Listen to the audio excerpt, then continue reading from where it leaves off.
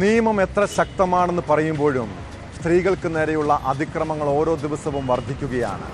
കാസർഗോഡ് ബേഡകത്ത് യുവതിയെ തീ കൊളുത്തി കൊലപ്പെടുത്താൻ ശ്രമിച്ച സംഭവം ഏറെ ആശങ്കയോടെയാണ് കാണേണ്ടത്.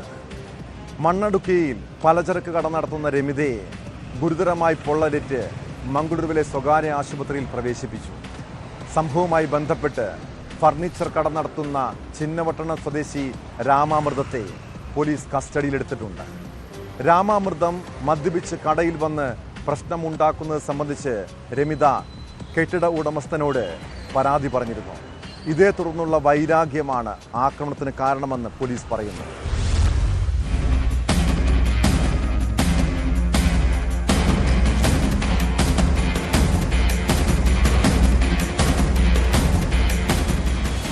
ബേഡകം പോലീസ് സ്റ്റേഷൻ പരിധിയിലെ മുന്നാട് മണ്ണൊടുക്കയിലാണ് സംഭവം. രമിതയുടെ പലചരക്ക് കടയിലെത്തിയ തമിഴ്നാട് ചിന്നപട്ടണം സ്വദേശി രാമാമൃതം തിന്നറൊടിച്ച് തീ കൊളുത്തുകയായിരുന്നു. ഇയാളെ പോലീസ് കസ്റ്റഡിയിലെടുത്തു. രമിതയ്ക്ക് 50% പൊള്ളലേറ്റിട്ടുണ്ട്. ഇവർ മംഗളൂരുവിലെ സ്വകാര്യ ആശുപത്രിയിൽ ചികിത്സയിലാണ്.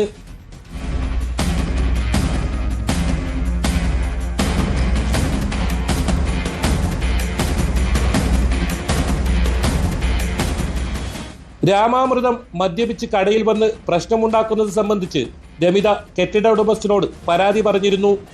ഇതിനെ തുടർന്ന് കട ഒഴിയാൻ നിർദ്ദേശിച്ചതിലെ വിരോധമാണ് ആക്രമിക്കാൻ കാരണമെന്ന് പോലീസ് പറഞ്ഞു.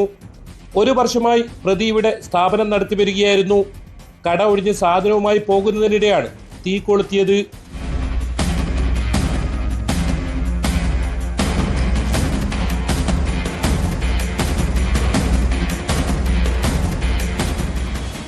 ന്യൂസ് 18 കാസർഗോഡ്.